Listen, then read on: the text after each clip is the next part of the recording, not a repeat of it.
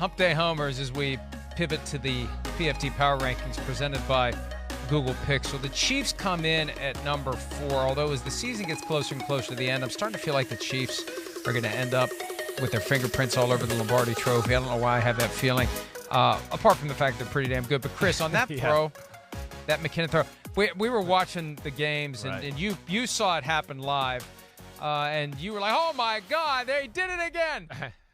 The more I watched that, I tweeted this last night. Right. The more I watched that play, I think if McKinnon was a little bit more to the inside, Mahomes would have flipped it behind his back to him. Listen, I don't put anything out of the imagination of Patrick Mahomes. We've never seen anybody like him in the sport. And this play right here is so special. He tucks it away. He gives a stiff arm. He's going to try to run for the first, and then he realizes, wait, the guy that was covering McKinnon, I can't run anymore, and I don't have the ball in a throwing position.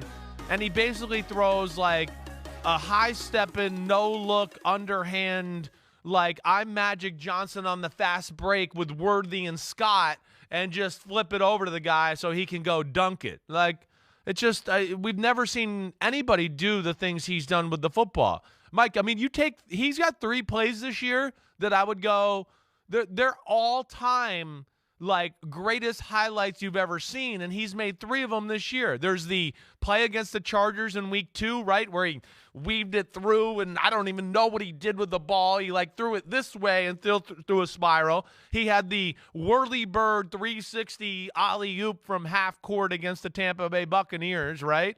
And then that play right there, I just go, I mean, those are all-time highlights that you, like, play in a reel at the Hall of Fame and go, look at this play that happened this year, and he's done it 3 times. It's fun. It's amazing. I've never seen anything like him. He's amazing. He's morphed from baseball player on the football field into basketball player on the football field. I think back to the touchdown run against the Bengals where it's like the posterization of the guy going in. For the jump dunk. man. So, he did Jordan jump man there. I know. Yeah, it's amazing, and athlete. I'm still amazed you have them as 4th. I would have them in front of the Cowboys. That's all I would say. But I'm not mad at you. But I dropped the Cowboys. The Chiefs let the Broncos. Yes, they did. Who are installed at number 31 on the power rankings back into a game that the Chiefs had won. So that's what stopped me from letting the Chiefs jumped the Cowboys. The Cowboys fell from 2 to 3, and I can't say I never do that because I just did it. I usually don't do it. 99 out of 100 times I don't do it. If you win, you hold your spot. But the Cowboys, and I don't buy this stuff from Dak Prescott, it was good for us to be in a tough game instead of blowing somebody out. You're in a tough game with a crap team. I don't think that's good for anybody. And, they won. Okay, good. It wasn't a complete and total embarrassment, but it was still an embarrassment for the Cowboys. Don't tell me this is going to help you when you're in a tough game with the 49ers, because they're the 49ers, not the Texans. You're not going to win that game close. If you're down 3 and you got to run the length of the field, you're not going to do it against the 49ers just because you said, well, we did it against the Texans. Right. We proved ourselves we can do it. Yeah. So the Bills had the more impressive win. The Bills bump up to number 2. And I'll take an Eagles-Bills Super Bowl if that's what it is, although I still think it's going to be the Chiefs. Yeah, well, I could see a combination of really any of to me, it's a combination of your top 6 teams. If you made me bet right now, I'd go the teams that are in the top 6, it's one combination of that somehow, some way. And I think we are at a point that those are clearly, to me, the 3 best teams in the NFC and the 3 best teams in the AFC that you got in your top 6.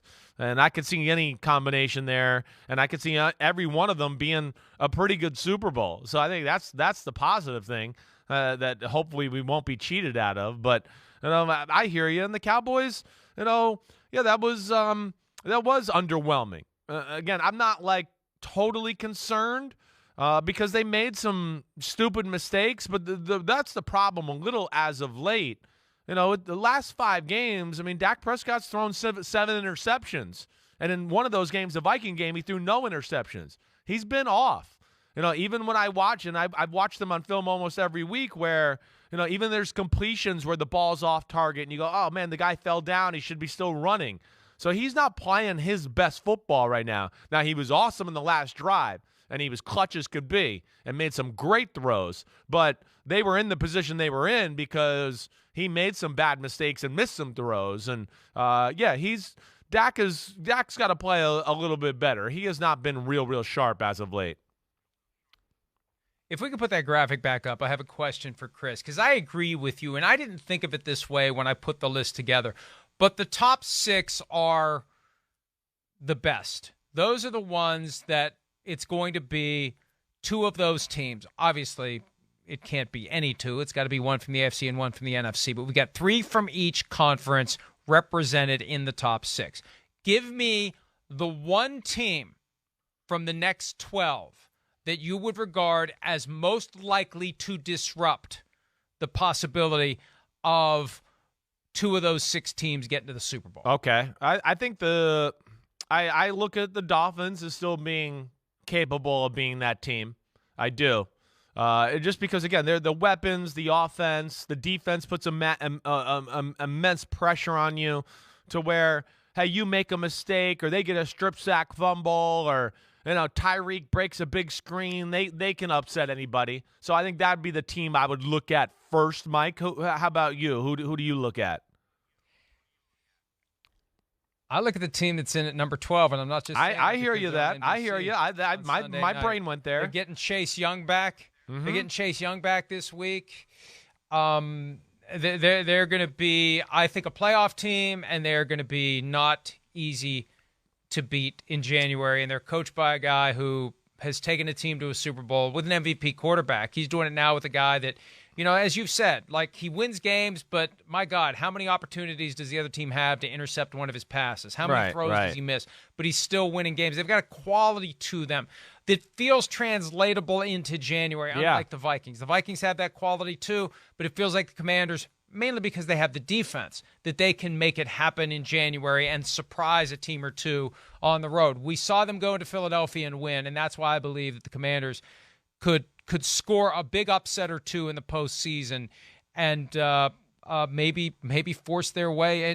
God, wouldn't it be crazy to think of the Commanders as a Super Bowl team after all the stuff that they've dealt with, inflicted by ownership on the organization, to fight through those distractions and actually be a viable contender? But of those 12 teams, that's the first one that I would pick. They definitely, I'll go with the Dolphins one. I understand your Commanders stuff. The Ravens are, your team at number 7 there. To me, again, if Lamar is healthy and their O-line is healthy and they have the 2 backs, Gus Edwards and J.K. Dobbins, like they do last week, I do think that, like they show, I never thought Pittsburgh, with that crew, not having to worry about the pass game, all they had to worry about the run game, and they couldn't even stop it. They still got gashed.